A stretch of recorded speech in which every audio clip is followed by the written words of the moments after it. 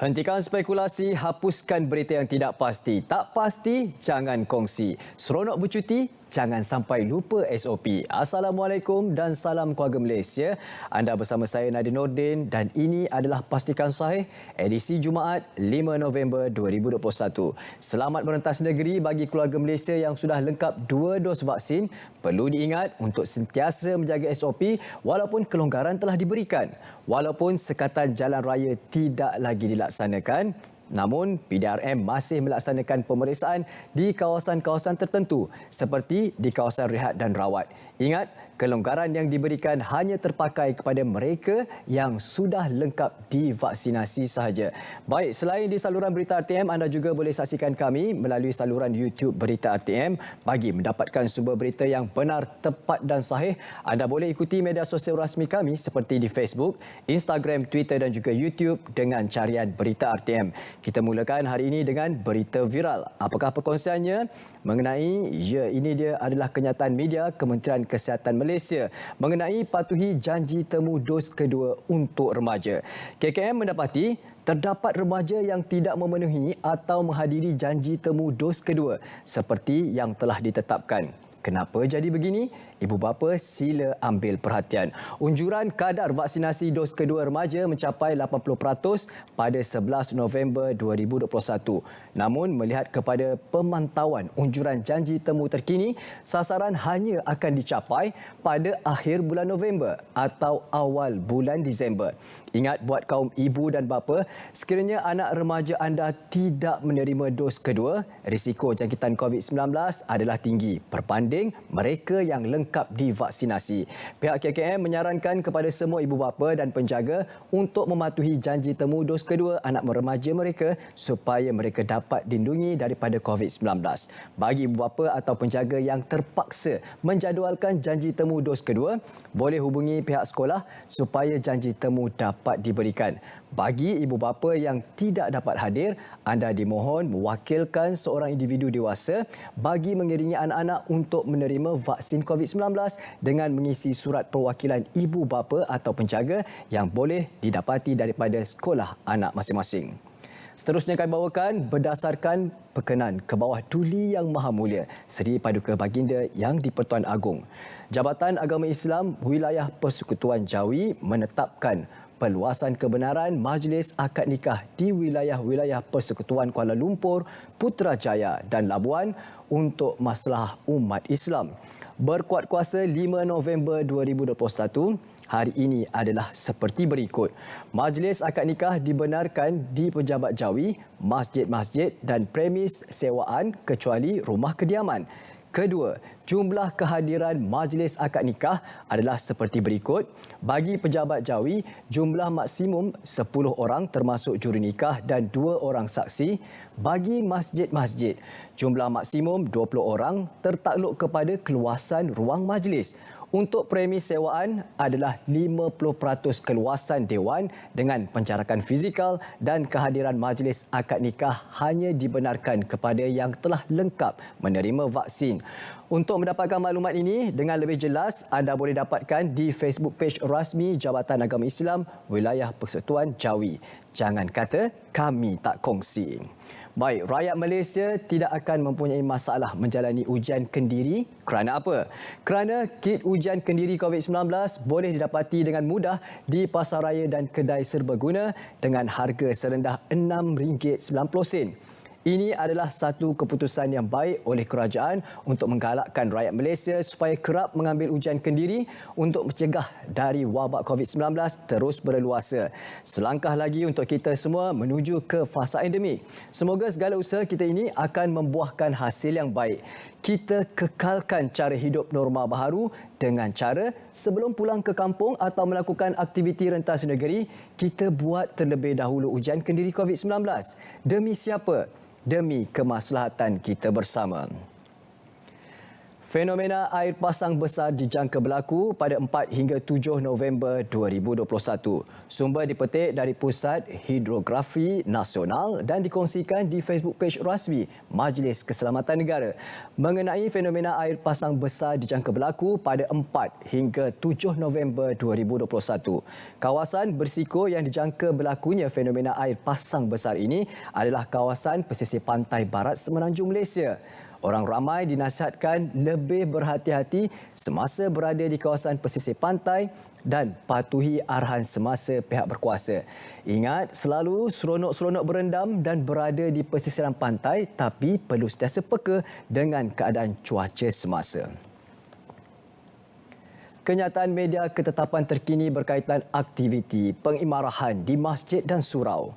Bagi wilayah-wilayah persekutuan dalam tempoh Pelan Pemulihan Negara menjunjung titah berkenan ke bawah Duli Yang Maha Mulia Seri Paduka Baginda Yang di-Pertuan Agong Al-Sultan Abdullah Riayatuddin Al-Mustafa Billah Shah membuat ketetapan baru berhubung aktiviti pengimarahan di masjid dan surau wilayah-wilayah Persekutuan Kuala Lumpur Putrajaya dan Labuan berkuat kuasa waktu maghrib semalam 4 November 2021 adalah seperti berikut. Apakah ia? Penjarakan fizikal antara jemaah dikurangkan daripada 1.5 meter kepada 1 meter. Warga negara asing yang lengkap divaksinasi dibenarkan menunaikan solat berjemaah di masjid dan surau. Kepada murid-murid tadika, kelas Al-Quran dan Fardu Ain iaitu Kafa dibenarkan menghadiri kelas pengajian dalam premis masjid dan surau berpandukan garis panduan pengurusan dan pengoperasian sekolah. Dan bagi majlis sosial seperti kenduri, kendara, majlis sambutan perayaan, majlis kahwin, majlis akikah dan lain-lain majlis sosial untuk diadakan di Dewan Masjid dan Surau dibenarkan bagi individu yang lengkap divaksinasi dengan 50% kapasiti ruang dan penjarakan fizikal. Sebelum menerima suntikan dos penggalak, apa yang perlu kita tahu? Sebelum menerima suntikan dos penggalak, pastikan anda tidur secukupnya. Jangan pula main game atau layan movie atau drama siri sampai larut malam. Seterusnya, makan sebelum ke pusat pemberian vaksin. Pastikan anda sihat dan tiada gejala pada hari vaksinasi. Perlu pakai pakaian yang sesuai dan sopan. Jangan mencolok mata. Ingat, untuk sentiasa memakai pelitup separuh muka, jangan dilupakan untuk bawa kad pengenalan atau dokumen diri dan bawa bersama kad vaksinasi sebagai bukti anda telah mendapat dos lengkap. My Daftar OKU pemudah pendaftaran OKU. My Daftar OKU merupakan inisiatif Kementerian Pembangunan Wanita, Keluarga dan Masyarakat KPWKM melalui Jabatan Kebajikan Masyarakat JKM untuk menambah baik sistem pendaftaran sedia ada. Sistem ini akan memantapkan lagi penyampaian perkhidmatan kepada OKU dalam urusan pendaftaran selari dengan Teras Strategik 8 Pelan Tindakan OKU 2016-2022 yang menggariskan tentang keperluan mewujudkan pangkalan data OKU dan sistem maklumat yang komprehensif bagi meningkatkan pendaftaran OKU. Sistem My Daftar OKU ini penting bagi membolehkan pihak kerajaan membuat perancangan teliti secara holistik dan dapat menggubal dasar yang bersesuaian dengan keperluan OKU berdasarkan data-data yang tepat dan menyeluruh. Ianya juga bagi memastikan tiada golongan OKU yang tercicir dan ketinggalan daripada perhatian kerajaan serta mendapat kesaksamaan dan peluang penyertaan golongan OKU ke dalam masyarakat tercapai. Ini pula 4 aspirasi keluarga Malaysia 100 hari KPKT. Bagi menjadikan Malaysia berdaya huni Livable Malaysia, apakah inisiatif yang akan dilaksanakan? Kita lihat pada inisiatif yang pertama, iaitu kediaman keluarga Malaysia, iaitu Rumah Ikram Keluarga Malaysia dengan menyediakan kediaman yang berdaya huni dan selamat. Inisiatif kedua adalah program Jendela PPR dengan memperluaskan akses dan konektiviti internet kepada warga B40 yang mendiami PPR dengan pemasangan wireless hotspot. Inisiatif ketiga, program transformasi pasar malam KPKT dengan memberi keminat baharu dan keseragam serta pengoperasian pasar malam yang mengintegrasikan keperluan di bawah garis panduan pengurusan pasar malam KPKT dan SOP pasar malam MKN. Manakala inisiatif keempat adalah program My Beautiful Keluarga Malaysia. Adalah membaik pulih perumahan setara kos rendah dan sederhana demi persekitaran kediaman yang lebih selesa dan berdaya huni. Bagi memastikan kesiapsiagaan perkhidmatan kesihatan awam, kerajaan akan bekerjasama dengan Persatuan Bulan Sabit Merah dan ST John Ambulance untuk meningkatkan akses dan capaian respon perkhidmatan ambulans. Penyambungan pelantikan kontrak bagi lebih 10,000 pegawai perubatan, pergigian dan farmasi selepas tempoh khidmat wajib selama 2 tahun kepada maksimum 4 tahun. 70 juta ringgit bagi menangani isu kesihatan mental dan 100 juta ringgit kerajaan meluluskan penajaan program kepakaran untuk manfaat 3,000 pegawai kontrak perubatan dan pergigian. Kemudahan jalur lebar terkini kepada keluarga Malaysia melalui pelaksanaan inisiatif Jalinan Digital Negara. Bagi kemudahan jalur lebar terkini kepada keluarga Malaysia melalui pelaksanaan inisiatif Jalinan Digital Negara atau Jendela akan terus dipergiat. Bagi tahun 2022, kerajaan menyediakan 700 juta ringgit untuk meneruskan usaha ketersambungan digital di 47 kawasan perindustrian dan 630 buah sekolah terutamanya di luar bandar. Untuk maklumat lanjut, sila layari laman sesawang di budget.mof.gov.my/manfaat. Program penembusan baucer buku Semarak Membaca. Ini adalah hasil kerjasama MOTEC menerusi PNM bersama MAPOBA dengan objektifnya adalah melestarikan budaya membaca dalam kalangan keluarga Malaysia dan memastikan industri penerbitan bahan bacaan di Malaysia terus bercambah segar. Program ini akan berakhir pada 15 November 2021 dan untuk tebus baucer ini dengan perbelanjaan minimum RM20 dalam satu risit. Anda boleh menebus baucer ini di laman sesawang www.ecentral.com dan 167 kedai buku terpilih sila semak di laman sesawang ini www.semarakmembaca.com. Hentikan spekulasi, hapuskan berita yang tidak pasti. Tak pasti, jangan kongsi. Berehat seketika, kembali selepas ini.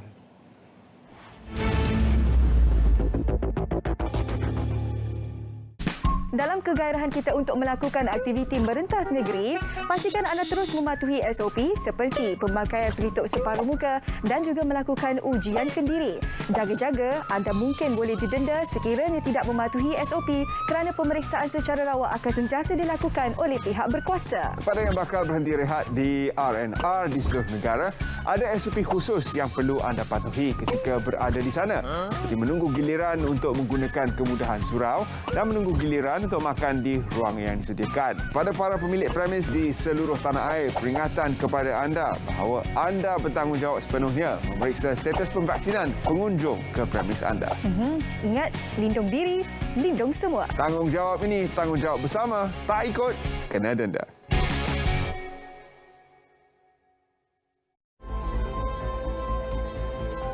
Jadi bila dia dah sampai satu tahap di mana saya berpendapat bahawa tekanan kepada sistem kesihatan awam terlalu besar, terlalu banyak, maka kita terpaksa buat satu keputusan yang mungkin drastik.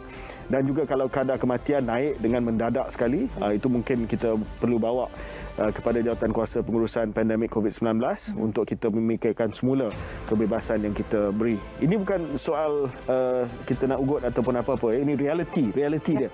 Realiti dia bagi saya adalah pertamanya tekanan kepada sistem kesihatan awam. Kalau tak ada katil ICU langsung, itu bahaya. Yang kedua, kalau kadar kematian melonjak naik, itu pun adalah sesuatu yang boleh menyebabkan satu perubahan dasar. Tapi saya harap tidak berlaku. Kita harap bahawa tidak lagi ada PKP, lockdown dan sebagainya.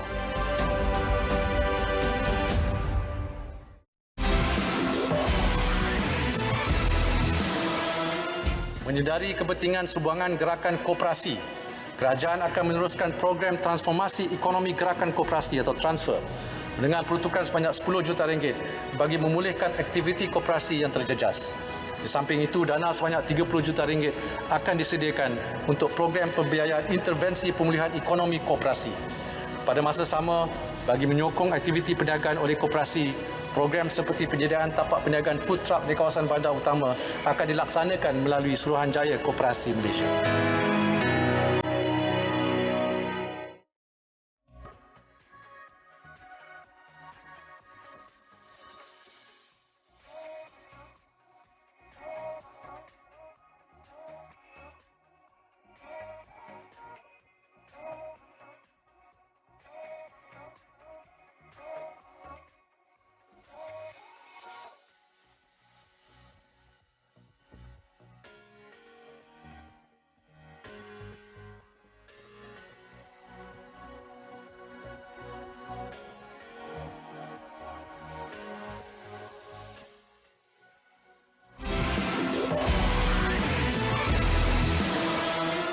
Bagi menambah baik sistem sokongan sedia ada buat kaum ibu berkerjaya, RM30 juta disediakan untuk menyediakan kemudahan taska di bangunan-bangunan kerajaan, terutamanya di hospital dan universiti awam.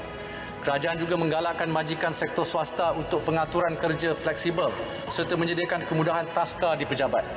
Untuk itu, selain insentif cukai, kerajaan turut akan meminda garis panduan bagi memedarkan taska beroperasi di aras melebihi tingkat 1 pejabat.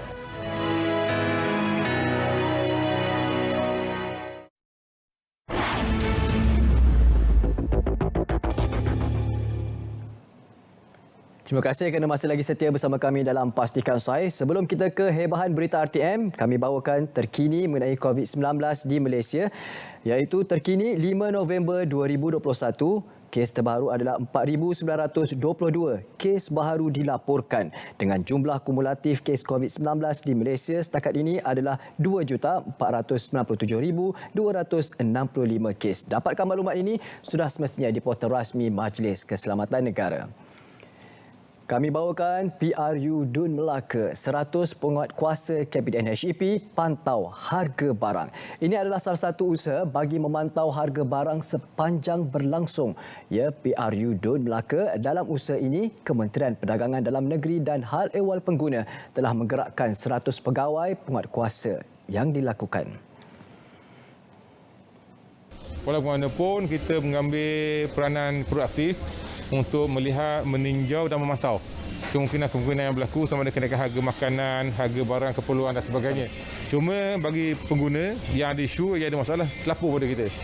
Lapor macam biasa, sama ada melalui WhatsApp, lapor melalui bebas tol ataupun melalui call kepada pejabat-pejabat kita untuk kita ambil tindakan segera. Yang penting, setiap transaksi mesti ada resit.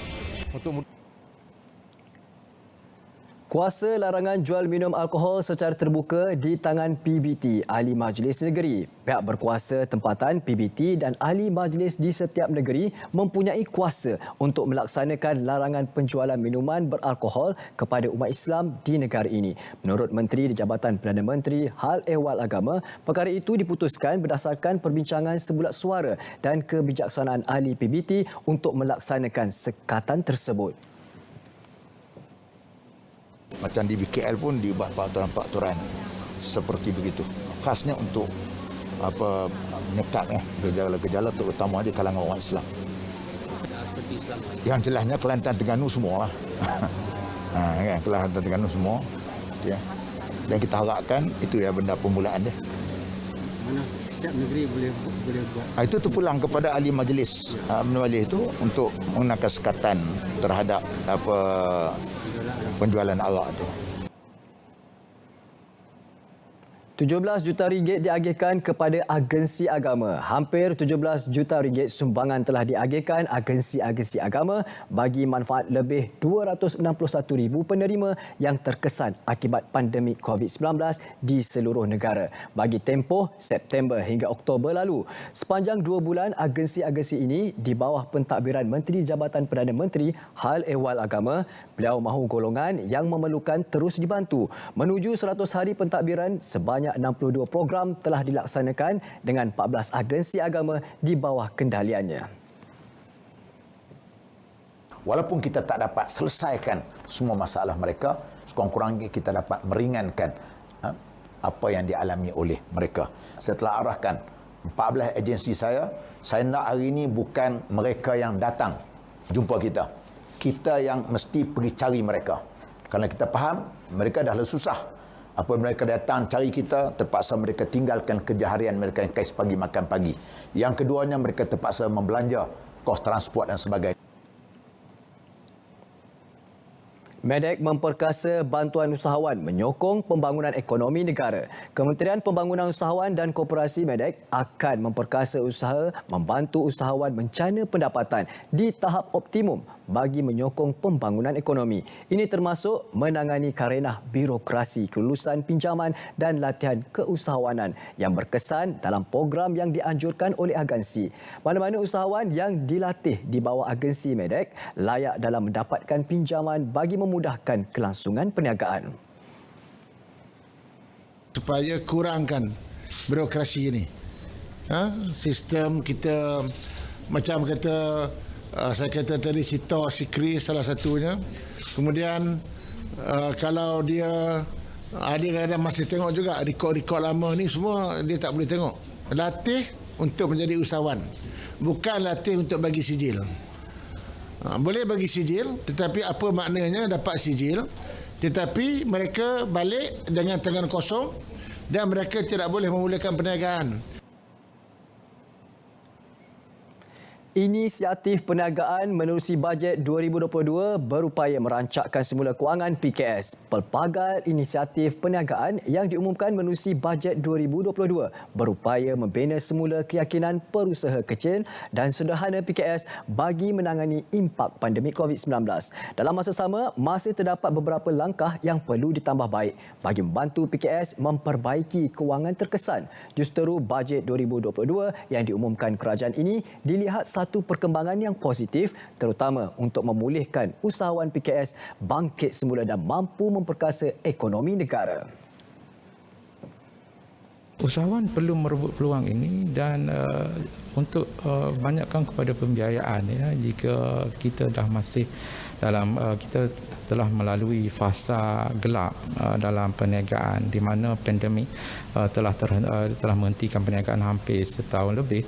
Jadi dengan bajet ini kita kena rebut peluang untuk dapatkan manfaat yang diumumkan oleh kerajaan dan saya rasa tidak terlepas kepada golongan-golongan usahawan, semuanya dapat jika mereka berusaha ke arah ini. Berehat seketika, kembali selepas ini dalam Pastikan Sahih.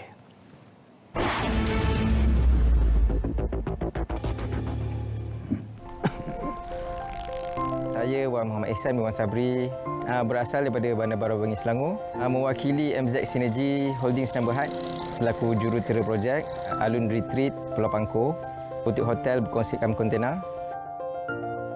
Bermula Mac 2020, pandemik COVID melanda dan memberi impak yang agak buruk lah.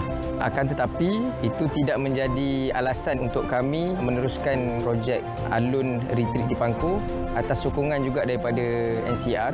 Jadinya, beberapa program diketengahkan oleh pihak NCR. Antaranya adalah dana usahawan Bumi Putra, iaitu pihak NCR akan memberikan geran sebanyak 15% daripada jumlah projek. Dengan sedikit kesabaran dan juga kebersamaan, InsyaAllah kita akan lalui pandemik COVID-19 ataupun MCO dengan bersama, InsyaAllah.